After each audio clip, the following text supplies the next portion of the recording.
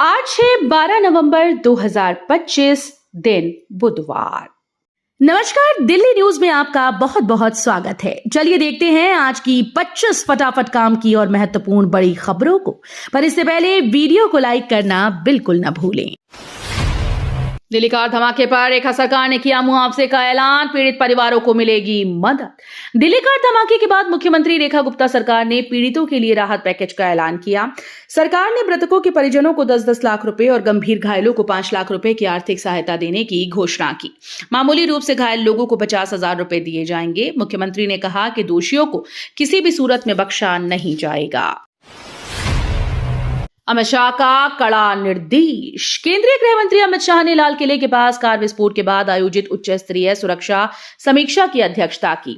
उन्होंने सुरक्षा एजेंसीज को सख्त निर्देश देते हुए कहा, एक एक को ढूंढ कर निकालो, गुनहगारों को छोड़ेंगे नहीं।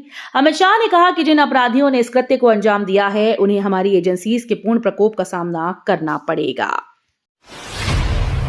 दिल्ली धमाके के बाद लाल किला 3 दिन बंद, मेट्रो स्टेशन और सड़कों पर रोक। दिल्ली के लाल किला मेट्रो स्टेशन के पास हुए भीषण कार धमाके के बाद सुरक्षा एजेंसीज हाई अलर्ट पर हैं। धमाके में 9 लोगों की मौत और 2 दर्जन से ज्यादा घायल हुए। इसके बाद एहतियातन लाल किला 3 दिन के लिए बंद कर दिया गया। आसपास की सड़कों और मेट्रो स्टेशन पर भी आवागमन रोक दिया गया। पूरे इलाके को सील कर जांच टीम सबूत जुटाने में लगी है। सीटीईटी 2025 का नोटिफिकेशन जारी, केंद्रीय शिक्षक पात्रता परीक्षा की तिथि घोषित। केंद्रीय माध्यमिक शिक्षा बोर्ड ने सीटीईटी 2025 यानी केंद्रीय शिक्षक पात्रता परीक्षा का नोटिफिकेशन जारी कर दिया है। परीक्षा 12 जनवरी 2025 को देश भर के विभिन्न केंद्रों पर आयोजित की जाएगी। आवेदन प्रक्रिया सीबीएसई की आधिकारिक वेबसाइट पर शुरू हो गई है। उम्मीदवार ऑनलाइन आवेदन कर सकते हैं। परीक्षा 2 पेपर में होगी, प्राइमरी और एलिमेंट्री स्तर के लिए। दिल्ली में फिर RDX अलर्ट, भोगल इलाके में संदिग्ध कार से मचा हड़कंप। दिल्ली में हुए धमाके के बाद मंगलवार को एक और RDX अलर्ट से हड़कंप मच गया। राजधानी के भोगल इलाके में जम्मू कश्मीर नंबर प्लेट वाली संदिग्ध कार खड़ी मिलने पर पुलिस को विस्फोटक होने की सूचना दी गई। तुरंत बम स्क्वाड और डॉग स्क्वाड को मौके पर बुलाया गया। जांच के बाद राहत की खबर आई कि कार में कोई विस्फोटक सामग्री नहीं मिली। फिलहाल पुलिस सतर्क है और इलाके में सुरक्षा बढ़ा दी गई। दिल्ली में ई वाहन नीति को बढ़ावा, इलेक्ट्रिक गाड़ियों की सब्सिडी के लिए बनेगा अलग फंड। दिल्ली सरकार ने इलेक्ट्रिक वाहनों को बढ़ावा देने के लिए बड़ा फैसला लिया। अब ई वाहन खरीदने वालों को दी जाने वाली सब्सिडी के लिए अलग से फंड बनाया जाएगा। अधिकारियों के मुताबिक ये फंड सीधे ग्रीन ट्रांसपोर्ट प्रमोशन मिशन के तहत संचालित होगा, ताकि भुगतान में कोई देरी ना हो। सरकार का लक्ष्य है कि अगले 2 सालों में दिल्ली की सड़कों पर कम से कम 25% वाहन इलेक्ट्रिक हों। ग्रेटर नोएडा में फिर गूंजेगी F1 रेस की गर्जना, यीडा ने शुरू की तैयारी।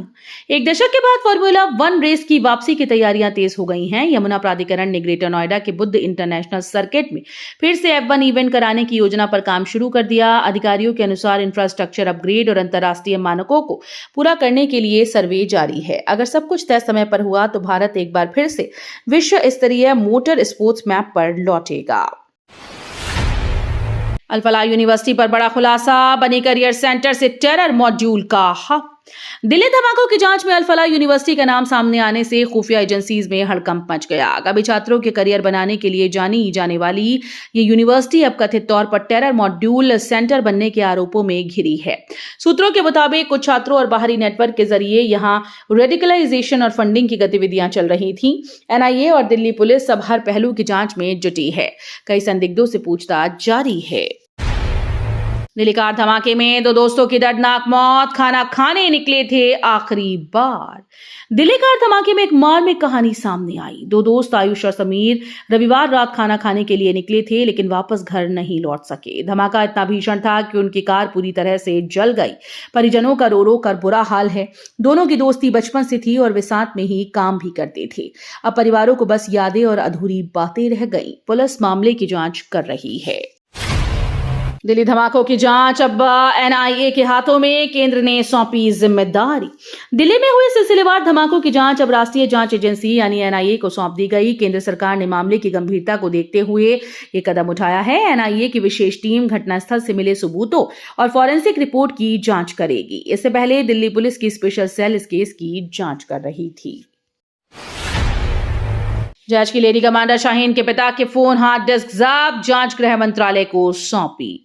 दिल्ली धमाकों की जांच में बड़ा अपडेट सामने आया है। पुलिस ने जैश ए मोहम्मद के कथित लेडी कमांडर शाहीन के पिता के फोन और हार्ड डिस्क जब्त कर लिए हैं।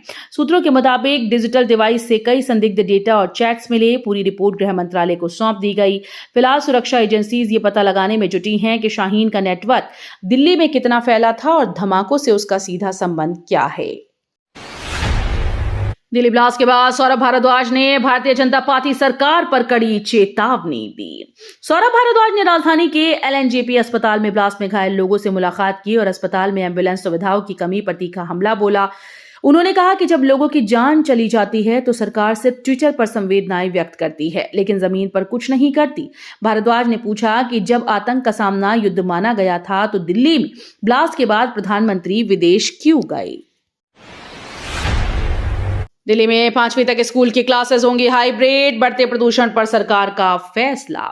दिल्ली में खतरनाक स्तर तक बढ़े वायु प्रदूषण को देखते हुए सरकार ने बड़ा फैसला किया है। अब राजधानी में कक्षा 5वीं तक के स्कूल्स में पढ़ाई हाइब्रिड मोड में होगी, यानी छात्र चाहे तो ऑनलाइन क्लास ले सकते हैं या स्कूल आ सकते हैं।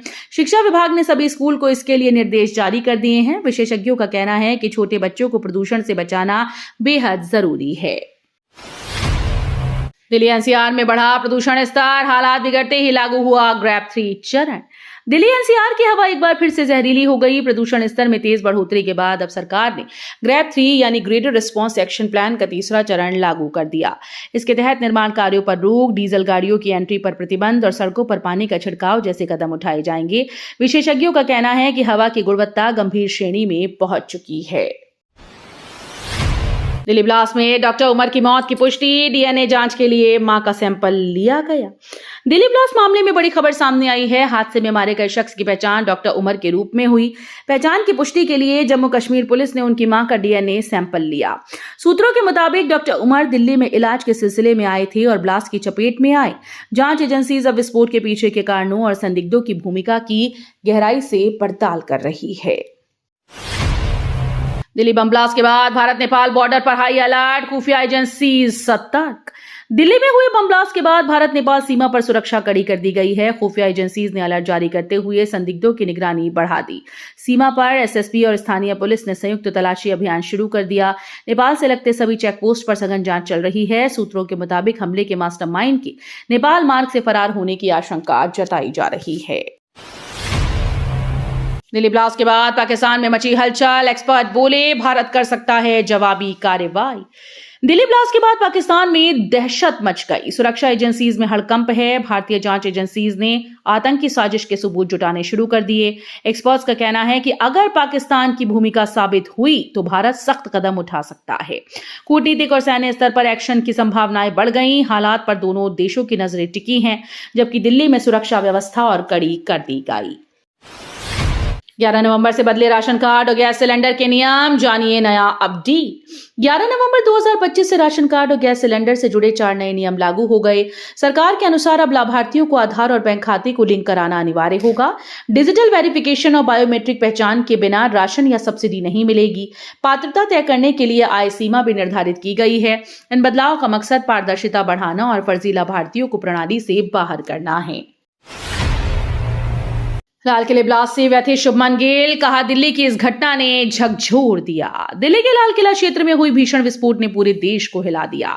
टीम इंडिया के कप्तान शुभमन गिल ने इस दुखद घटना पर शोक व्यक्त करते हुए कहा कि वे इससे बेहद डिस्टर्ब हैं।